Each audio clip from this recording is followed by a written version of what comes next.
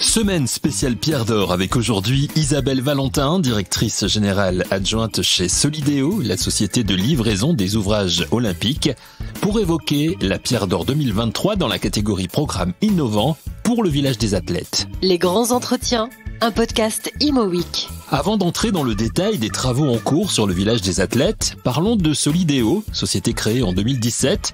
Quelles étaient les missions attribuées à Solideo? Quelles étaient les ambitions de la société à ce moment-là? Réponse d'Isabelle Valentin. Alors, la Solideo, donc, c'est un établissement public qui a été créé effectivement pour garantir la livraison des ouvrages olympiques qui resteront en héritage. Dans ce cadre-là, très rapidement, on a travaillé pour voir comment on allait développer les ouvrages, aussi bien évidemment pour la phase jeu que pour la phase héritage. Dans les ambitions qui avaient été portées lors de la candidature, il y avait énormément d'ambitions environnementales et sociales. Et donc, on a retranscrit des ambitions un peu générales, affirmées, comment concrètement, dans le cadre de notre mission de constructeur, elles s'appliquaient. Et c'est ainsi qu'on a décliné tout un parcours de mesures environnementales que nous avons imposé à l'ensemble des maîtres d'ouvrage qui ont réalisé les ouvrages olympiques. Donc si je comprends bien, deux aspects très importants que l'on va développer dans cette interview, bien sûr, l'aspect environnemental qui est essentiel aujourd'hui, donc déjà dès 2017, et l'aspect héritage. Tout aussi, à fait. Qui est aussi essentiel, puisque évidemment quand on construit, on a envie que ça dure un petit peu. Alors ça correspond en termes de chiffres à combien d'ouvrages sur combien de lieux, combien de mètres carrés sur le village justement des athlètes? Alors, sur l'ensemble des ouvrages olympiques, tout confondu, la Solideo actuellement suit 68 mètres d'ouvrage. Mmh.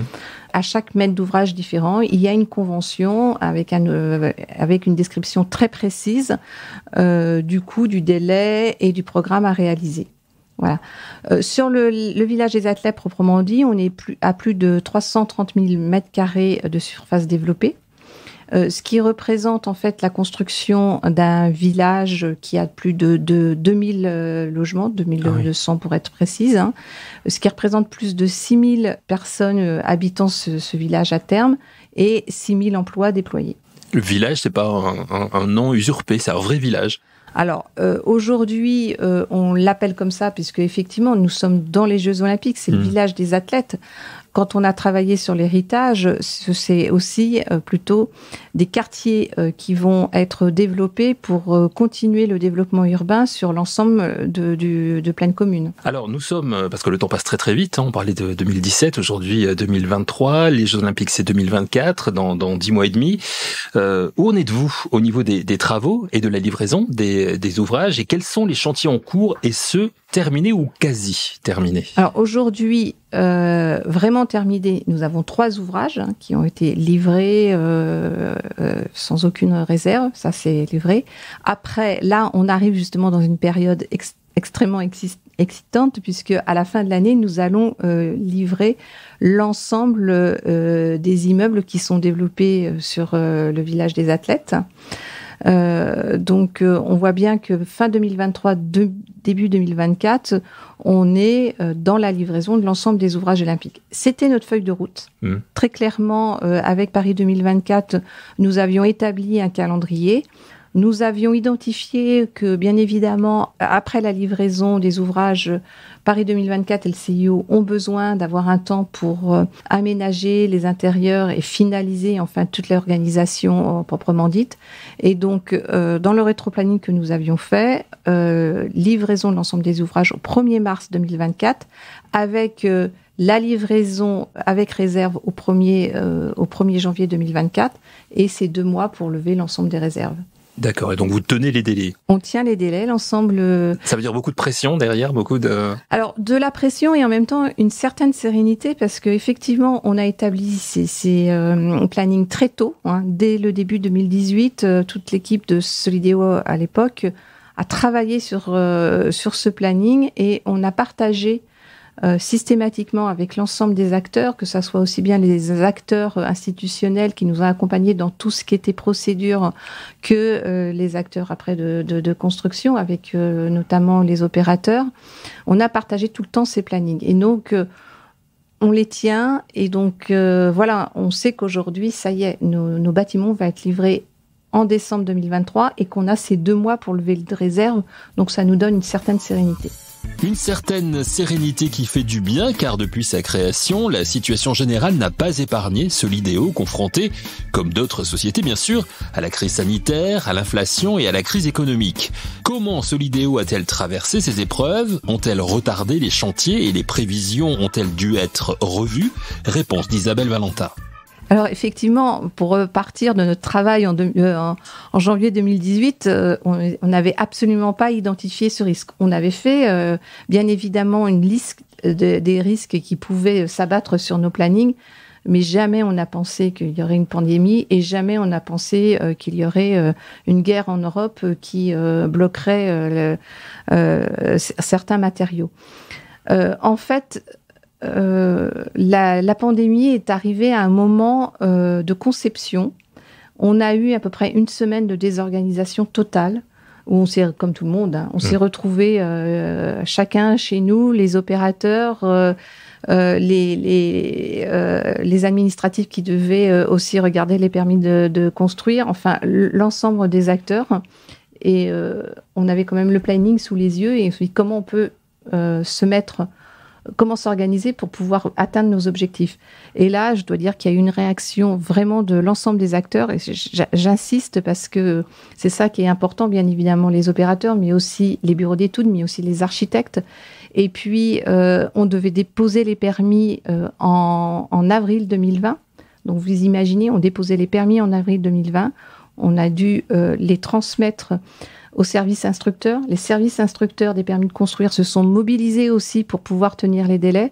Et en fait, dans le cadre de nos confinements respectifs et dans le cadre, on a su trouver, on s'est tous bien mobilisés en Teams quand même, et puis on a su quand même tenir ce délai. Donc ça, très clairement, on n'était pas en phase chantier, qui aurait peut-être été une autre difficulté. On avait quelques chantiers de démolition, mais qui étaient bien avancés et qui pouvaient se faire dans le cadre des mesures sanitaires de l'époque.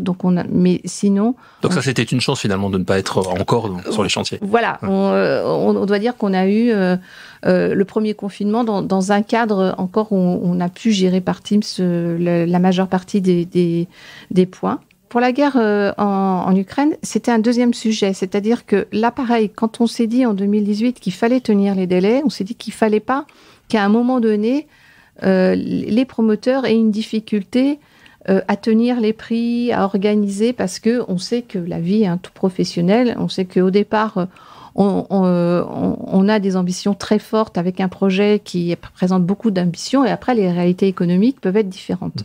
Donc, lorsqu'on a consulté les promoteurs pour savoir lesquels allaient être retenus pour le développement du village des athlètes, on avait mis dans notre cahier des charges d'avoir des groupements totalement constitués, y compris avec les entreprises. Et donc, dès 2019, quand ils ont répondu, ils avaient déjà constitué leurs équipes.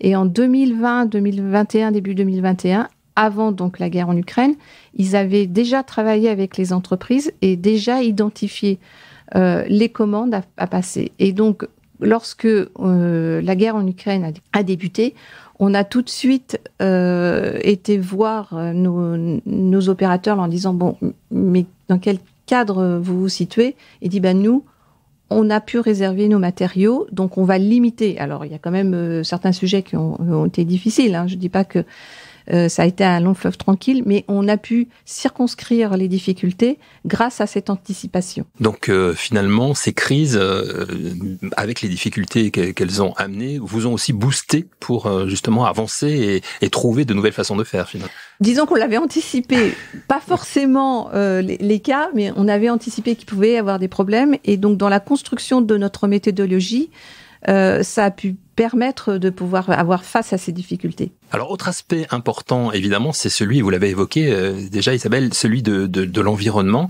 Donc là, j'imagine que vous partez aussi en 2017 avec des critères très précis. Les choses ont évolué aussi depuis, donc c'est un aspect essentiel. Aujourd'hui, on ne peut pas dire que le village des athlètes va aller contre le développement durable au moment des Jeux Olympiques. Ah non, au contraire, on avait dès le départ dans nos ambitions identifié que nous avions des objectifs à exprimer clairement et là, pareil, on a défini nos objectifs et après on a vu quelle méthodologie il fallait déployer pour pouvoir atteindre nos objectifs. Alors, quels étaient nos objectifs ? Le premier, c'était la diminution de la consommation carbone et on a diminué dans le cadre du village des athlètes la consommation par 2, ce qui est très important et ce qui nous permet de pouvoir répondre aux accords de Paris qui était notre feuille de route. On est, je vous rappelle, la candidature 2016-2017, donc tout de suite après les accords de Paris, c'est une affirmation dans les phases de candidature qu'on reprend dès début 2018. Une fois qu'on a cet objectif, comment le décliner ? Et donc, on a travaillé avec nos bureaux d'études pour savoir quelles étaient les méthodes les plus efficaces pour arriver sur ces objectifs. Et très vite, c'est imposé à nous 2 méthodologies. Utiliser au maximum le bois, parce que ça a des vertus effectivement en consommation bas carbone. Et quand on ne pouvait pas, parce que parfois, ne serait-ce que dans toutes les fondations et puis dans les immeubles qui ont plus de 38 mètres de hauteur, on a des réglementations qui s'imposent et qui font qu'on ne peut pas forcément utiliser le matériau bois comme structure systématiquement. Il fallait utiliser du béton bas carbone. Donc on est parti de ces 2 constats qu'on a mis dans nos cahiers des charges, encore une fois, dans l'anticipation, dès le départ. On a clairement exprimé auprès des promoteurs, investisseurs, architectes, bureaux d'études, enfin l'ensemble des opérateurs, on leur a dit si vous nous accompagnez sur la construction du village des athlètes, voilà la feuille de route et voilà ce qu'il faut que vous mettiez en œuvre. Voilà, ça faisait partie effectivement du contrat initial. Et donc on a beaucoup travaillé à travers ces données pour aller le plus loin possible et avoir nos objectifs. Une feuille de route et des objectifs donc clairement définis. Pour quels résultats aujourd'hui ? Isabelle Valentin nous dit tout. Et donc aujourd'hui, on a fait la preuve qu'on peut avoir des projets en structure poutre-bois qui fonctionnent. Il a fallu aussi qu'on travaille des ATEX, c'est-à-dire qu'en marchant, on s'est aperçu aussi qu'il y avait quelques difficultés qu'il fallait développer. Et donc, on a permis d'avoir aussi une innovation par rapport aux méthodes de construction. Et de la même manière, au niveau des bétons par carbone, on a été très loin, et notamment avec certains opérateurs, pour pousser jusqu'au bout la consommation carbone dans la construction dans la fabrication du béton. Avec un côté, donc, si je suis bien, j'apprends en avançant. Tout à fait. Très sincèrement, on était dans des sujets très innovants.